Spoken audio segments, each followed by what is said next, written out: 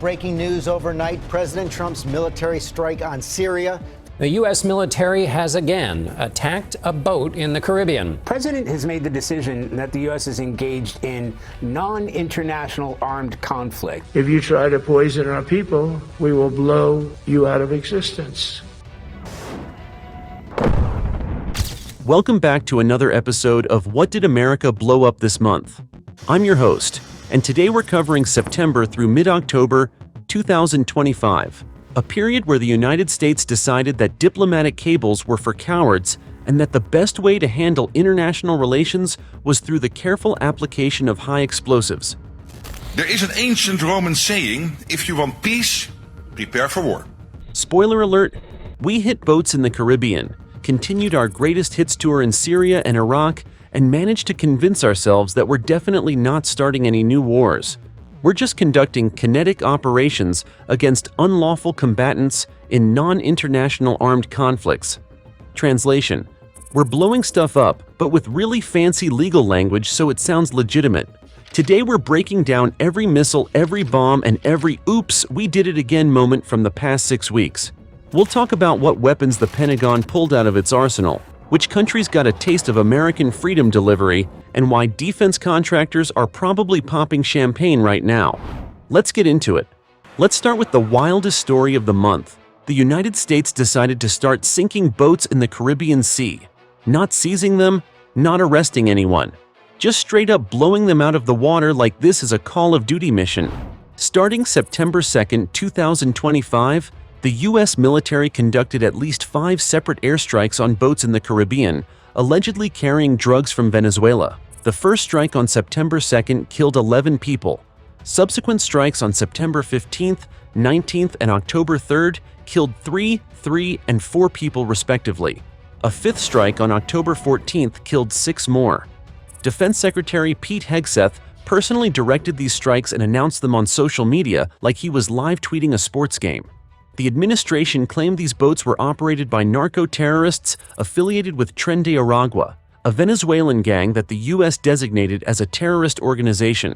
Here's where it gets legally questionable. The Trump administration formally notified Congress on October 1st that the U.S. was in a non-international armed conflict with unlawful combatants regarding drug cartels in the Caribbean.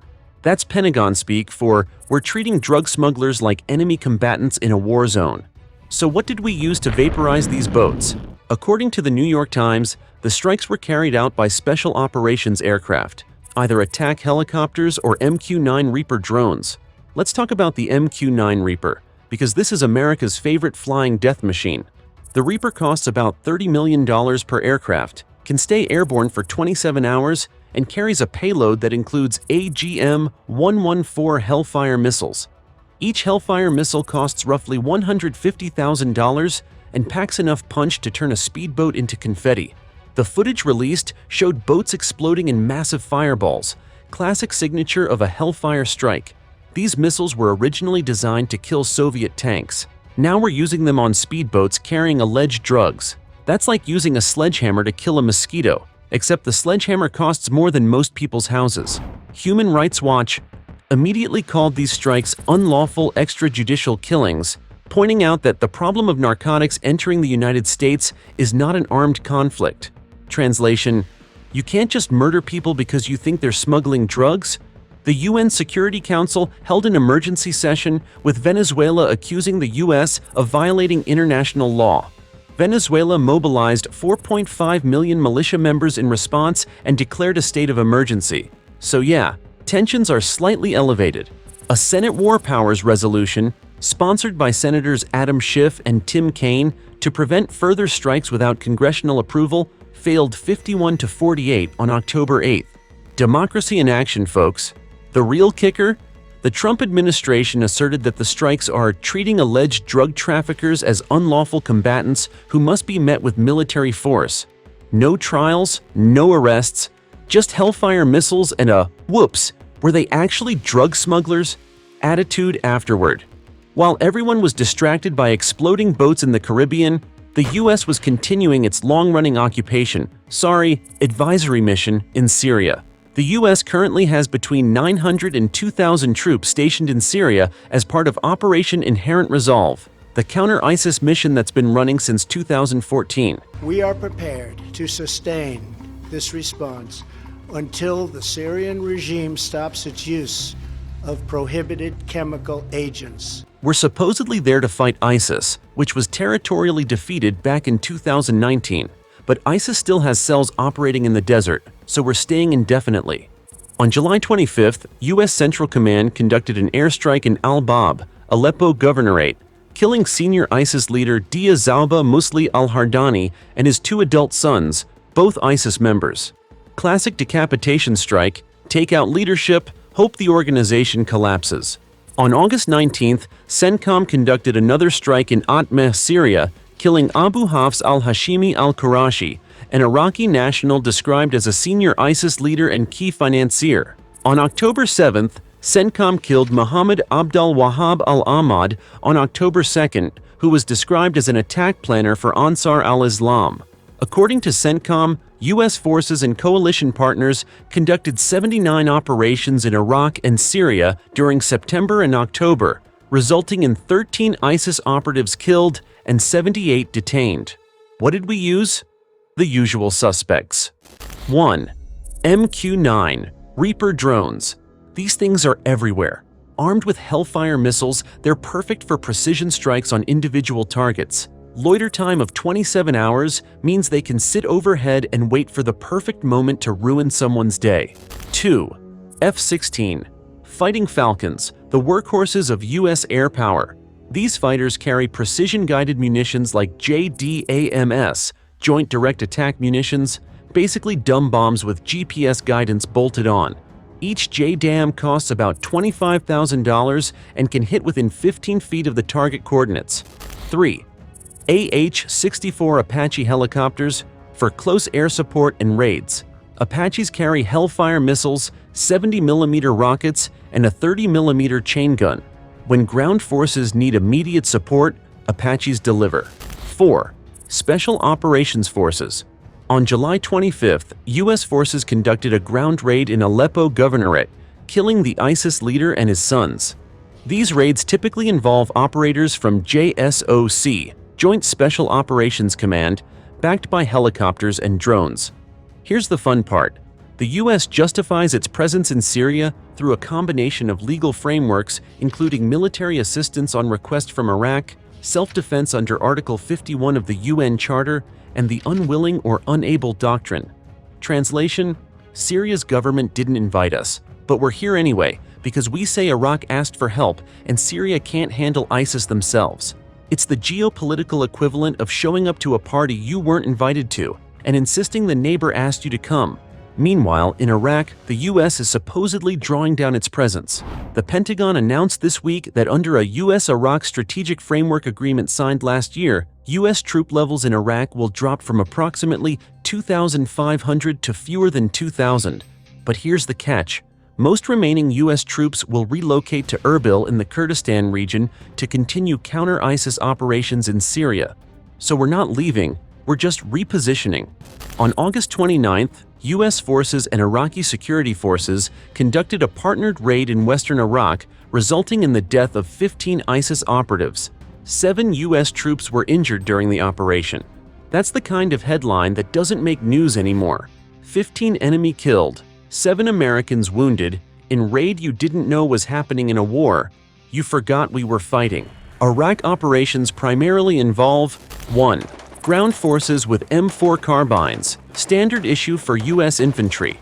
The M4 is a shortened version of the M16, firing 5.56mm NATO rounds.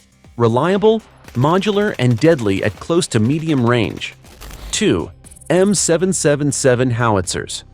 During the Raqqa campaign in Syria, a small U.S. artillery battalion fired over 40,000 shells, including 34,033 155mm rounds, more than were used in the entire 2003 invasion of Iraq. These howitzers can hit targets 18 miles away with precision-guided munitions. 3. AH-64. Apache helicopters, providing overwatch and close air support during ground raids. 4. intelligence, surveillance, and reconnaissance, ISR, assets, drones, satellites, and signals. Intelligence tracking ISIS movements. The reality. A senior U.S. defense official stated, "We're ending the forever war in Iraq," but acknowledged that fewer than 2,000 troops will remain and that the U.S. presence in Syria remains conditions-based. Translation: we're declaring victory and going home, except we're not actually going home, and victory is relative. So let's do some math, shall we?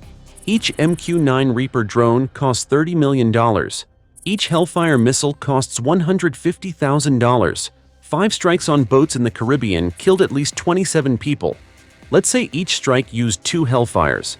That's $1.5 million in munitions alone to kill alleged drug smugglers who haven't been identified, tried, or convicted of anything. In September and October alone, U.S. and coalition forces conducted 79 operations in Iraq and Syria. Each drone flight costs approximately $5,000 per hour in operating costs. Each JDAM costs $25,000. Each 155mm artillery shell costs about $1,000. The Pentagon doesn't publish exact costs for these operations, but conservative estimates put daily operational costs in the Middle East at tens of millions of dollars. The weapons industry wins. While we're out here debating the legality and morality of blowing up boats, defense contractors are cashing checks.